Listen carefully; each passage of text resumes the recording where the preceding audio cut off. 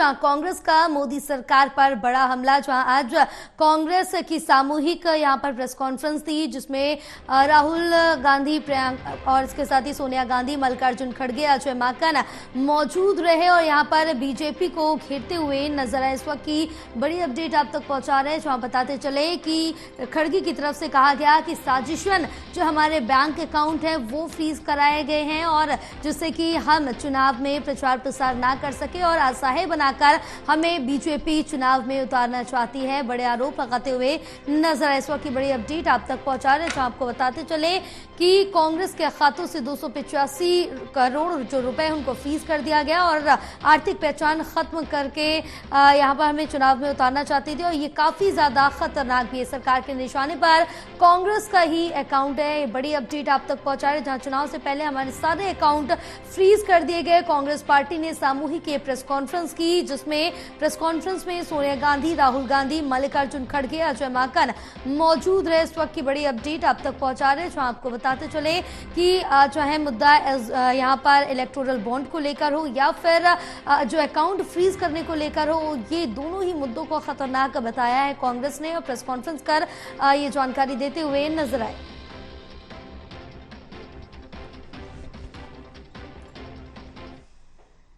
दोस्तों, ये तो 18वीं लोकसभा के आम चुनाव की घोषणा तो हो चुकी है।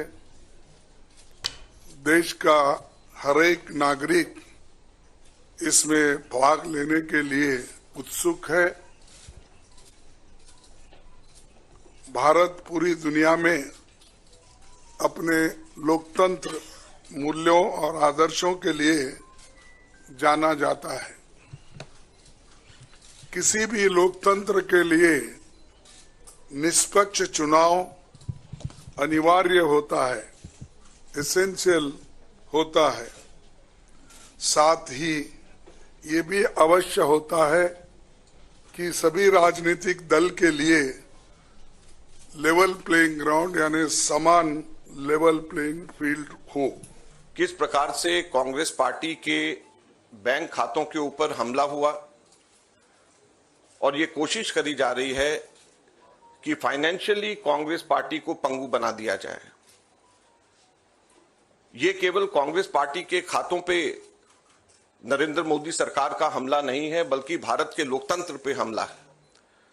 अगर प्रमुख विपक्षी पार्टी वित्तीय तौर के ऊपर पूरी तरीके से पंगु हो जाए, कोई कार्य नहीं कर सके, पब्लिसिटी के ऊपर पैसा नहीं खर्च कर सके, कैंपेन के ऊपर पैसा नहीं खर्च कर सके, अपने कैंडिडेट्स को पैसे नहीं दे सके, तो फिर चुनाव किस बात का है। और चुनाव की घोषणा हो चुकी है। पिछले एक महीने से हमारे अपने बैंक अकाउंट्स में पड़े हुए 285 करोड़ रुपए का हम इस्तेमाल नहीं कर पा रहे हैं। हम लोगों को पब्लिसिटी के लिए अखबारों के अंदर स्लॉट्स बुक करने। This issue affects not just the Indian National Congress. It impacts our democracy itself most fundamentally.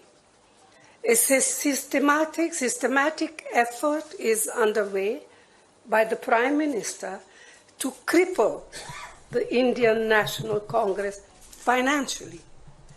Funds collected from the public are being frozen and money from our accounts is being taken away forcibly.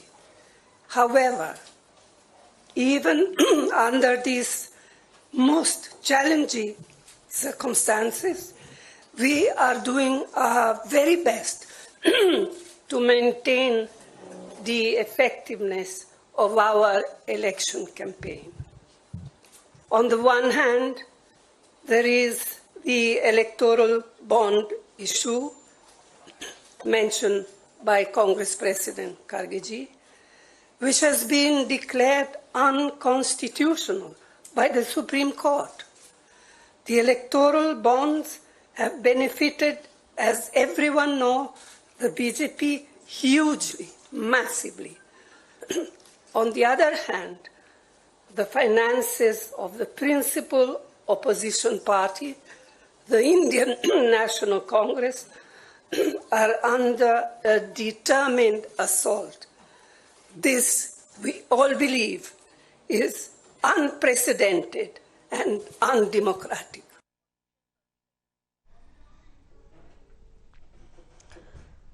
तो बताते चले कि यहाँ पर कांग्रेस की तरफ से सामूहिक प्रेस कॉन्फ्रेंस की गई, जिसमें राहुल गांधी, सोनिया गांधी, मल्लिकार्जुन खड़गे, अजय माकन मौजूद रहे और इसके साथ ही बीजेपी पर निशाना साधते हुए नजर आए। और इनकी तरफ से ये भी कहा गया कि बीजेपी की तरफ से इनकम टैक्स भी नहीं भरा गया, चाहे वो इलेक्टोरल बॉन्ड को लेकर हो और अन्य चीजों को लेकर, क्योंकि यहाँ पर ये कहा जा रहा है कांग्रेस की तरफ से कि हमें चुनाव में पंगु बनाकर उतारा गया है, जिससे हम हर तरह से असहाय हैं और यहाँ पर जो विज्ञापन है, प्रचार है, प्रसार है, वो हम नहीं कर पा रहे हैं। और हमारे साथ एसोसिएट एडिटर प्रदीप कुमार जुड़े हुए हैं। प्रदीप, जिस तरह से देखें कि कहीं ना कहीं बीजेपी पर निशाना साधते हुए नजर आई है कांग्रेस और साफ तौर से कहा जा रहा है कि हमें पंगु बनाकर उतारने की पूरी जो कोशिश है वो बीजेपी की तरफ से की जा रही है। देखिए, बिल्कुल, और कांग्रेस ने एक बड़ी प्रेस कॉन्फ्रेंस की है। कांग्रेस अध्यक्ष मल्लिकार्जुन खड़गे, पूर्व अध्यक्ष सोनिया गांधी, पूर्व अध्यक्ष राहुल गांधी मौजूद रहे हैं। साथ ही इसमें आरोप लगाए गए हैं बैंक अकाउंट जो फ्रीज हैं और एक करीब जिस तरीके से कार्रवाई चल रही है ये एक तरफा कार्रवाई है और इससे वो अपने प्रचार के लिए और जिस तरीके से अन्य गतिविधियां हैं चुनावी प्रक्रिया से जुड़ी हुई वो नहीं कर पा रही हैं। तो ये लोकतंत्र कैसा है, ये आरोप लगाए गए हैं। संवैधानिक संस्थाएं इस पर एक्शन लें। साथ ही इस मामले को लेकर अदालत में जाया गया है। खुद जानकारी दी है अजय माकन ने, जो कोषाध्यक्ष है पार्टी के, लेकिन बड़े आरोप लगाते हुए राहुल गांधी ने इसे क्रिमिनल एक्शन बताया है और ये कहा है कि जो पुराने जो मामले होते हैं आयकर से जुड़े हुए, जिसमें जो धाराएं लगती हैं, अगर उसके आधार पर देखें तो इसमें सिर्फ महज 10,000 रुपए तक का जुर्माने का प्रावधान हो सकता था। लेकिन राजनीतिक पार्टियां जो चंदे से बाहर रखी गई हैं, जो टैक्स से बाहर रखी गई हैं, उनके बावजूद उनसे टैक्स वसूली की ये प्रक्रिया असंवैधानिक तरीके से की जा रही है और इसी को लेकर सोनिया गांधी ने भी इसे गंभीर चिंता का विषय बताते हुए असंवैधानिक बताया है। दूसरी तरफ यहाँ पर जो अन्य नेता रहे हैं इसमें मौजूद प्रेस कॉन्फ्रेंस में, उन्होंने भी इस पर आरोप लगाए हैं कि कहीं ना कहीं पूरी प्रक्रिया को, चुनावी प्रक्रिया को बाधित करने के लिए इस तरह की कार्रवाई की जा रही है। तो बड़ा मुद्दा है और इसको लेकर अब कांग्रेस पार्टी आगे की लड़ाई राजनीतिक तौर पर भी लड़ेगी। कल सभी जो प्रदेश के कार्यालय, पीसीसी दफ्तर, उनके जो अन्य जो नेता कार्यकर्ता वो प्रदर्शन करने वाले हैं। इसके साथ ही इसको कानूनी तौर पर भी लड़ा जाएगा। तो अब इस पूरे मामले पर जो अपीलीट ट्रिब्यूनल में गया था मामला और जिस तरीके से राहत नहीं मिली और 115 करोड़ रुपए उनके ट्रांसफर कर लिए गए, ये कांग्रेस का आरोप है। इससे उनके चुनावी कार्य प्रभावित हो रहे हैं। राहुल गांधी ने कहा है कि अगर किसी आम व्यक्ति का अकाउंट या एटीएम फ्रीज कर दिया जाए तो वो जैसे अपने कार्य नहीं कर पाएगा, ठीक उसी तर्ज पर कांग्रेस पार्टी के साथ हो रहा है और ये अलोकतांत्रिक प्रक्रिया है और ये क्रिमिनल एक्शन है। ये आरोप लगाते उन्होंने प्रधानमंत्री नरेंद्र मोदी पर हमला बोला है, गृह मंत्री पर हमला बोला है। तो बड़े आरोप लगाए गए हैं कांग्रेस की ओर से और बीजेपी की प्रेस कॉन्फ्रेंस करीब 1:30 बजे होनी है। रविशंकर प्रसाद करेंगे। इन आरोपों का जवाब देने के लिए बीजेपी तैयारी कर रही है। तो निश्चित तौर पर एक बड़ी राजनीतिक लड़ाई देखने को मिल रही है। जी बिल्कुल, कहीं ना कहीं बड़ी राजनीतिक लड़ाई देखने को मिल रही है। आरोप प्रत्यारोप का दौर भी इस समय जारी है और यहाँ पर कांग्रेस की तरफ से सामूहिक बीजेपी पर निशाना साधा गया, क्योंकि प्रेस कॉन्फ्रेंस से पहले भी ये अनुमान लगाया जा रहा था कि कई ऐसे महत्वपूर्ण मुद्दे होंगे जिनको लेकर बीजेपी का घेराव करती हुई कांग्रेस नजर आएगी। इसमें चाहे हम जो लोकतंत्र का मुद्दा हो, बैंक फ्रीजिंग को लेकर मुद्दा, वोट आया, इस पर बीजेपी को घेरा, साथ ही साथ इलेक्टोरल बॉन्ड को लेकर भी घेरते हुए बीजेपी को नजर आया और ये कहा कि बीजेपी की तरफ से कोई भी इनकम टैक्स नहीं भरा गया है। देखिए, बिल्कुल, और मल्लिकार्जुन खड़गे ने कहा है कि लोकसभा चुनाव घोषित हो चुके हैं। लोकतंत्र के लिए जरूरी है कि चुनाव निष्पक्ष रूप से कराया जाए। चुनाव में सभी राजनीतिक दलों को समान अवसर मुहैया कराना चाहिए। ईडी, आईटी और अन्य केंद्रीय एजेंसियों का किसी पर नियंत्रण नहीं होना चाहिए। पिछले कुछ दिनों से जिस तरीके से चुनाव बॉन्ड का जो डाटा सामने आया था उससे देश की छवि को नुकसान पहुंचा है, ये शर्मनाक था। इस पर जवाब देने के बजाय बीजेपी अपने प्रमुख विपक्षी दल को यहाँ पर टारगेट कर रही है और ये मुद्दे को डाइवर्ट करने के लिए है। चुनावी बॉन्ड को लेकर खड़गे की ओर से कहा गया है कि सुप्रीम कोर्ट ने इसे गैर कानूनी और असंवैधानिक करार दिया है और एक तरफ जो प्रमुख दल है यानी बीजेपी, उसने चुनावी बांड के जरिए अपने खजाने को भरा है, तो दूसरी तरफ कांग्रेस जो मुख्य विपक्षी दल है उसके खजाने को खाली करने की कोशिश हो रही है ताकि वो चुनावी प्रक्रिया में कमजोर रहे और ये समान लेवल प्लेइंग फील्ड नहीं होगा, लोकतांत्रिक तरीके से नहीं होगा। और इसलिए इसका एक व्यापक असर होगा। आने वाले दिनों में इसका पूरा देश को भुगतान करना होगा। ये निश्चित तौर पर काफी गंभीर चिंताएं पैदा करता है। ये कांग्रेस नेताओं की ओर से कहा गया है कि ये एक काफी बड़ा मामला है और इसको लेकर अभी भी कांग्रेस के जो आरोप हैं वो इस बात को लेकर है कि जो नोटिस आए हैं वो पुराने कोषाध्यक्षों के कार्यकाल से जुड़े हुए हैं और उस पर अगर इतने पुराने नोटिस भेजे जाएंगे ऐसी टाइमिंग में, चुनावी टाइमिंग में, तो सीधा मतलब है कि चुनाव को प्रभावित करने के लिए, कांग्रेस को कमजोर करने के लिए इस तरह की कवायद की जा रही है। जी बिल्कुल, तमाम जानकारी साझा करने के लिए प्रदीप बहुत शुक्रिया आपका। एक महीने पहले कांग्रेस पार्टी के सारे बैंक अकाउंट फ्रीज कर दिए गए। आप सोचिए, आप किसी परिवार के बैंक अकाउंट फ्रीज करिए, किसी व्यक्ति के बैंक अकाउंट फ्रीज करिए, किसी बिजनेस के बैंक अकाउंट फ्रीज करिए, किसी भी संस्था के बैंक अकाउंट फ्रीज करिए, होता क्या है?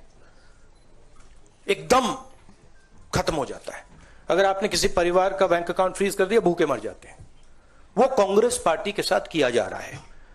एक महीने पहले यह हुआ और किसी संस्था ने, हिंदुस्तान की संस्था ने, किसी कोर्ट ने, किसी इलेक्शन कमीशन ने चूं तक नहीं कहा। सब ड्रामा देख रहे हैं। 20% हिंदुस्तान के लोग कांग्रेस पार्टी को वोट देते हैं। हम 20% लोगों को रिप्रेजेंट करते हैं और आज हम रेलवे टिकट नहीं खरीद सकते। आज हम अपने नेता को एक शहर से दूसरे शहर नहीं भेज सकते। हम एडवर्टाइजमेंट नहीं लगा सकते। और क्यों? 14 लाख रुपए 7 साल पहले 14 लाख रुपए का इशू है और 200 करोड़ रुपए का फाइन, और सारे के सारे बैंक अकाउंट फ्रीज कर दिए। जब इनकम टैक्स, ये दिखाना मुझे जरा, सॉरी क्या 200 करोड़, जब इनकम टैक्स, साफ इनकम टैक्स की जो एक्ट है साफ कहता है कि ज्यादा से ज्यादा 10,000 रुपए का फाइन मिलेगा। तो यह है हिंदुस्तान का लोकतंत्र। यह क्रिमिनल एक्शन है कांग्रेस पार्टी के खिलाफ और हिंदुस्तान के लोकतंत्र के खिलाफ, और यह क्रिमिनल एक्शन हिंदुस्तान के प्रधानमंत्री कर रहे हैं। मेरी विनती है कि जो हिंदुस्तान के इंस्टीट्यूशंस हैं, जो वो अपने आप को हिंदुस्तान के इंस्टीट्यूशंस मानते हैं, डेमोक्रेसी को प्रोटेक्ट करते हैं, लोकतंत्र को प्रोटेक्ट करते हैं, हिंदुस्तान के कोर्ट्स हो, हिंदुस्तान का इलेक्शन कमीशन हो, वो इसके बारे में कुछ करें।